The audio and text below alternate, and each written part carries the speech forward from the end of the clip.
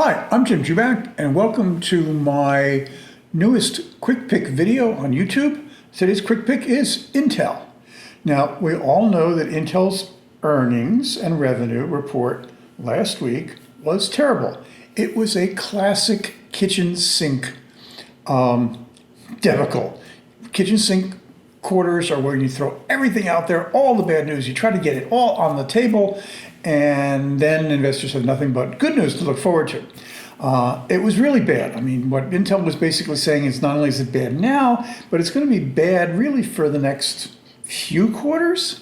What was interesting to me is that this flood, deluge of bad news didn't really move the stock down all that much. In fact, for the 52-week range for Intel is terrible. The stock right now on January 31st was trading at 28 bucks. The 52-week range is $52.5 to $24, so we're very close to the bottom of the range. Remember, the top of the range was 52. Now we're at 28. But so if you look at the 1 year number, the stock is down a little over 38% in 1 year. Year to date in 2023, when we've got all this bad news, the stock is actually up 5.75.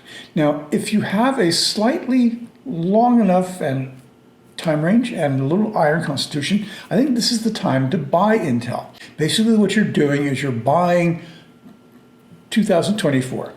That 2023 will see the company continue to make some progress.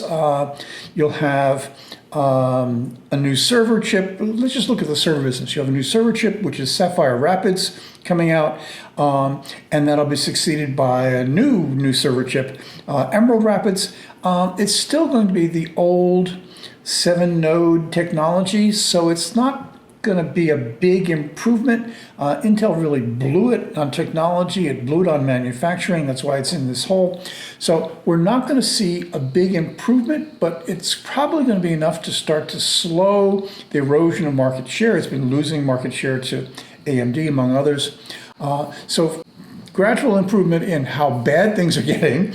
And then in 2024, which is when you're really buying, we're actually going to get a new server chip called Granite Rapids, and that'll be a new technology that'll close the gap with AMD even more. And also you're seeing Intel's fab business. Intel is a manufacturer of chips, one of the few left besides Taiwan Semiconductor.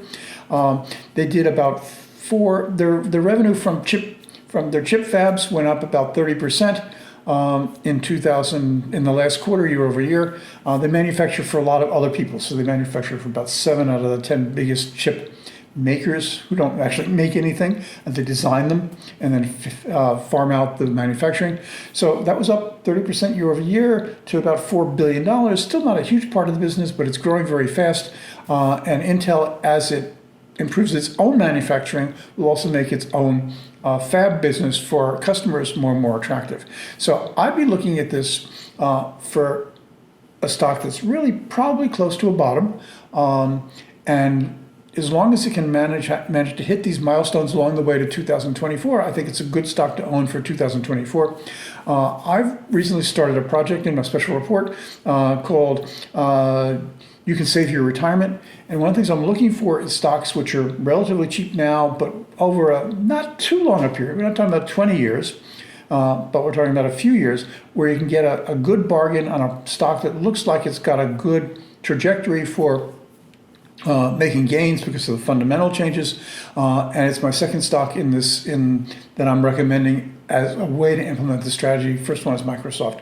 And you can read about that if you're a subscriber on my JubackAM.com site.